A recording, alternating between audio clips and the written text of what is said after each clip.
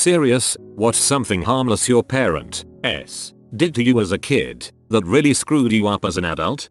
My dad was a huge yeller. Any little thing that went wrong was a full-on expletive-filled barrage. It never scared me or anything, because he wasn't violent. However, in my adult life my wife and I will argue and she'll tell me to stop yelling. I don't have the same yelling scale as other people it seems, so I think I'm holding back and she thinks I'm yelling. It's very difficult to judge internally, but I'm working on it. My dad's yelling made me terrified of people raising their voices, making it a rule that I could hang out with friends once a week until I graduated high school. I started losing friends very quickly. People just wouldn't invite me places because I could never go. The nights I could go out, I had to be back by 8 in high school. Before high school it was earlier, so I really didn't have anyone. Nobody wanted to hang out from 5-8 on a Friday night. They wanted midnight or so. I completely lack the confidence to make friends now. I haven't had a friend over in years. I'm 28. My birthday is coming up. When I turn 30 I can't have a party. I'd have nobody to invite. I had a boyfriend throw me a surprise party for my 24th. His friends showed up and my family showed up. It was uncomfortable seeing like 10 people at a Barbie my party when none of them were my friends. My brother ended up inviting his friends to add more people. I was a gifted student growing up, but when I got to algebra, I had a tough time with it. It was the first time school didn't come easy to me. Anyway, instead of pressing me to challenge myself and persevere, my dad basically gave me a cop-out by saying something like, "That's okay, you're just not a math person." This was compounded by his attitude when I would express interest in a career, medicine, and he would say something like, "Well, you're not good at math, so you might not want to go that route." This actually had a huge impact on me. I internalized those messages from my dad to the point that I didn't pursue challenging subjects. I'm 41 now, and my biggest regret is that I didn't pursue medicine, and it hurts to know why I didn't. The worst part is that I am good at math. I just had to work hard like everybody else to get there. My mom used to joke a lot about my looks. If I stayed in the car for something, she would say, "Show me your ugly face. Good, no one will want to kidnap you," etc. Everything she said was because it's funny. You know I don't mean it. You love me because I'm like this, but all it's done is leave me with a mean sense of humor to train myself out of and constant negativity about myself. I had kinda the opposite experience. My mom would tell me little tips on improving my acne without provocation, then try to tell me I look just fine. Mixed signals about whether or not I look fine or not has left me unable to see myself as attractive in any way. After hitting puberty fairly early, anytime my parents saw me in a bathing suit, or a tank top and shorts, or anything even remotely form-fitting, they'd start making jokes about how I was getting fat, and needed to watch out for that if I wanted to stay pretty. I doubt they'd even remember doing it. It was so offhand. But it stuck with me. I was never even remotely close to overweight. I was developing curves, like women do at that age. So by high school, I had an eating disorder. I'm at my heaviest now, in recovery, and my BMI has still never been above 22. But there's a voice in the back of my mind that I have to fight all the time that tells me actually, I'm on the brink of obesity, and I won't be pretty anymore if I eat the second piece of pizza or skip out on my 7th day in a row at the gym.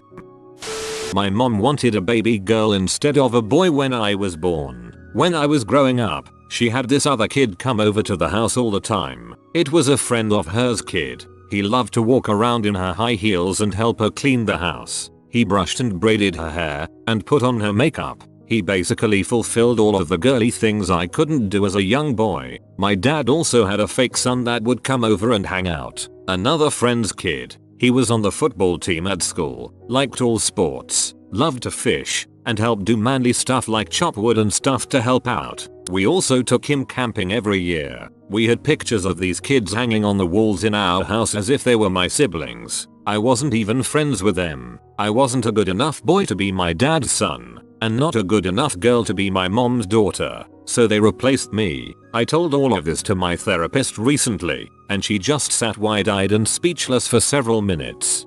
Dang. I'm so glad you're seeing a therapist and getting all of this out in the open. I'm so sorry you went through that as a child.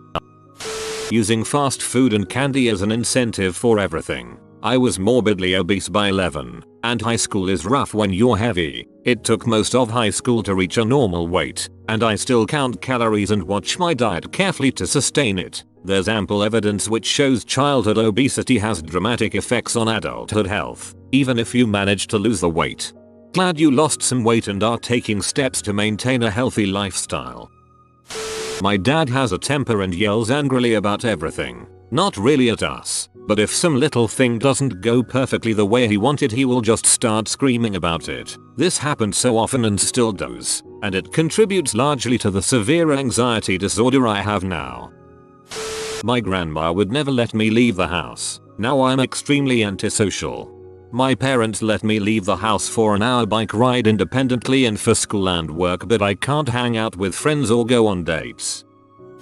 They denied ever sending me and my sister to a day camp at which I was groped. Dang, I hope you got some therapy and know you did nothing wrong, and that the person who touched you was wrong and your parents living in denial is also wrong. Cleaning. My mother always freaked out and screamed anytime something looked messy. The whole cleaning process, picking up items, laundry, dusting, vacuuming, was always a huge ordeal and never good enough for her. I hate cleaning and I try really hard to keep my apartment neat, but I always associate cleaning with screaming. My husband is more messy than I am and I sometimes can feel myself getting overly agitated with him, and I try so hard not to scream at him over a pile of laundry. I relate to this so dang much. My mother has insane and arbitrary standards for tidiness, and if I don't do something right or don't do it exactly at the right time, it's yelling time. Being told that my emotions were wrong, not right. For all the good grades I had, I am emotionally immature. I don't understand how people can do that. You're feeling what you're feeling. It's not right or wrong. It's fact. Getting teased about being a girl trying to be friends with everyone, including boys. Every single one of them was my boyfriend, or I must have a crush. It can't just be me wanting to have friends. To this day I can't really get close enough to guys to have a serious relationship that and have a neglectful father, and every time I consider it I'm petrified of bringing home an actual boyfriend to meet the family because I don't want to be teased anymore. It made me just feel so uncomfortable about who I should want to be friends with because I'm paranoid my family is mocking me behind my back. When I was potty training, my potty was in the middle of the room. I have vague memories of my mum's friends watching me poop and laughing at my poop when I stood up. These memories are confirmed by my mum after I asked her. I'm 100% sure that's the reason I can't poop in public, or even at home if anyone can hear me. If you were anything like my nephew, you may have demanded an audience in the first place. He drags his potty out from the bathroom to the living room or wherever the most spectators are. I can't fault his confidence. Not show affection to each other. Fellow card-carrying intimacy issues club member.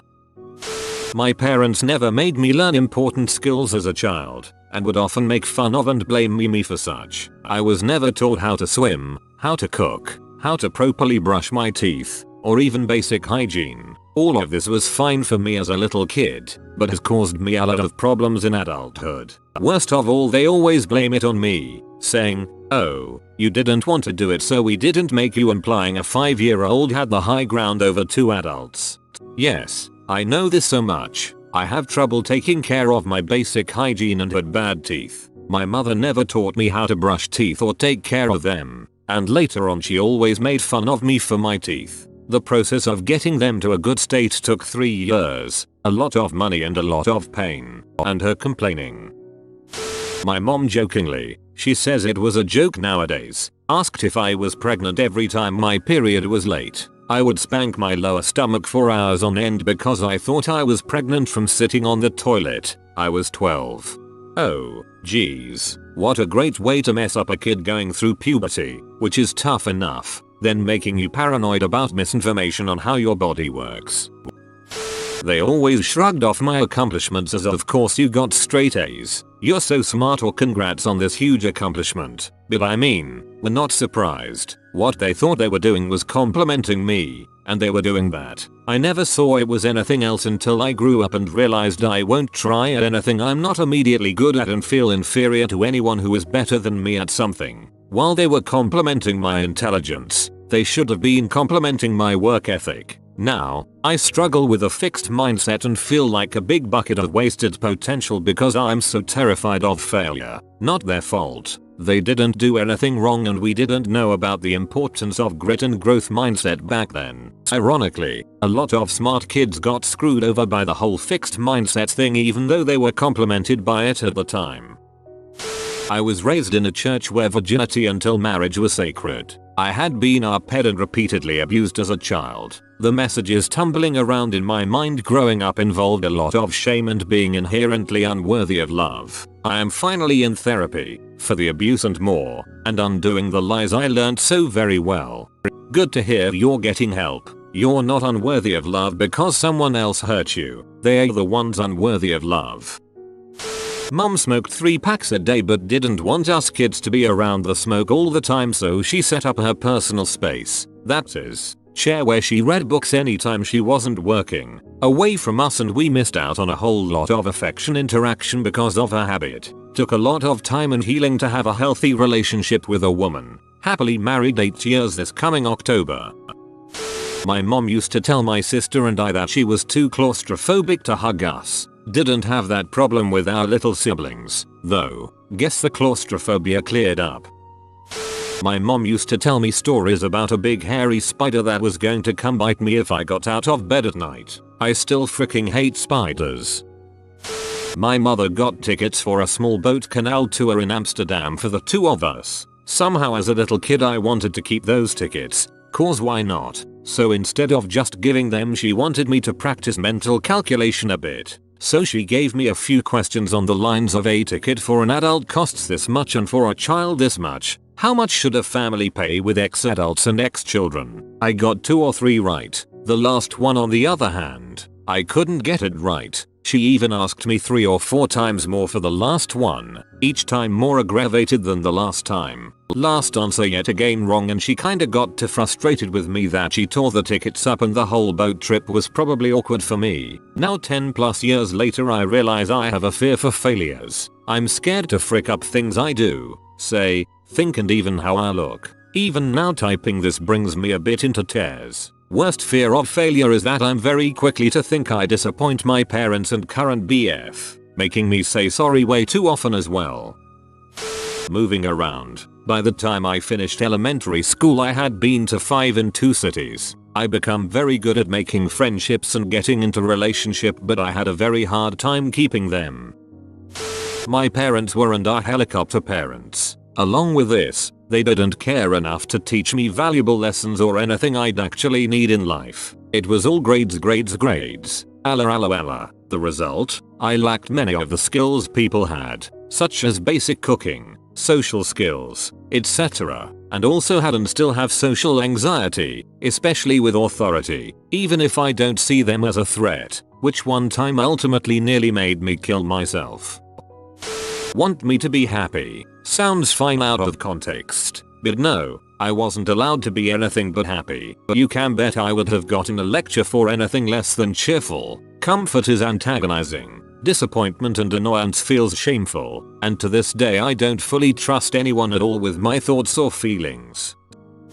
My dad would often playfully hit me in the head with plastic bottles, rolled up newspapers, etc. He usually hit harder than he probably meant to, and when I'd say ow he'd tell me to toughen up. That couldn't have hurt, blah blah. Now years later I still find myself flinching at the most random things. I still flinch too, thanks my older brother beating the crap out of me almost every day of my life from the ages of 3-15. It didn't toughen me up, it just made me very mistrustful of people getting too physically close to me. My mom used to make fun of me for fulfilling manly stereotypes such as only wanting to wear 1 pair of shoes, hated makeup and clothes shopping even as a teen, not being able to find something despite it being right in front of me, etc. I'm really insecure about my femininity now, so much to where if I do something annoying that's stereotypically feminine and someone calls me out on it, I'm secretly super flattered that they think I'm girly. I'm also bisexual, so being a woman who likes women sometimes makes me feel really masculine and uncomfortable, even though I know that's irrational. I was never taught how to style my hair in a way that looked good. My parents just flattened my hair into something like a bowl cut, zero product, and sent me off to school. I didn't know any better. Gelled up hair was for the popular kids and that wasn't me. Took me until the end of high school to wisen up and get myself a proper adult haircut. Then I realized how terrible I looked for most of my teenage years and how much confidence I had been missing. I asked my parents why they never did something, and they said I never wanted anything different or asked about it. The lesson to be learned here is that the value of appearance and styling has to be actively taught if a child doesn't figure it out for themselves. I didn't, and I wish my parents had intervened more actively, against my will even. I didn't care for regular showers either back then. Shows how good my judgment was. Just laughing at me for getting upset about something stupid and telling me how silly I was being. There is nothing wrong with that, but I was just a sensitive kid and took away from that showing your sad and upset emotions was bad and that it should be avoided in company of others at all cost. It really fricked me up in the long term and I didn't get help because I couldn't talk about it to my parents for the same fear of being laughed at. I can't blame them and I really don't, because it is really something I see quite a lot and with 99% of the kids it's harmless. I, however, am still recovering from years of mental crappiness. They should have asked you why you were upset instead of just mocking you. That must have sucked so hard. I'm glad you're at least recovering. My parents would scream and fight a lot over stupid things and then blame it on me and not my siblings. When they did that, they brushed it off, didn't think anything was wrong when I cried about it, and yell at me for being dramatic. I'm a triplet and the middle child, so I always had to do stuff my siblings didn't. When I was around 10, my brother and I had a big fight and I was forced into anger management therapy, but my brother wasn't, so it really messed with my head. They also talk to the other two a lot, and when I try to say something they unconsciously ignore me because they think I'll say something hurtful or stupid. Neglect. Neglect seems harmless. Parents are busy with their own lives, right? But that lack of love does terrible things to a child. Severe depression, self-esteem issues, trust issues, loneliness becomes normal, numbness becomes a habit. I wish I were dead, but the medicine helps, a bit. Both my parents would sometimes leave randomly without telling me. My mom would leave whenever she was angry at my dad and I was so young that I thought she would never come back. My dad didn't like to talk about it, and it would sometimes be for extended periods of time. My dad would disappear to the bar and not come home until 1-2ish in the morning when I lived with just him, about 13 at the time. Neither one see how this could have negatively impacted me. I still get very scared of people leaving me. Helicopter parenting. I was never out of my mom's sight. I know she is an abuse survivor and I know she really did mean well, but now I am suspicious of everything and afraid to try new things. Bro, you made it to the end? You're a ducking beast. I'll cut you a deal. Smash like and subscribe for more curated content. It's free and that's a great price.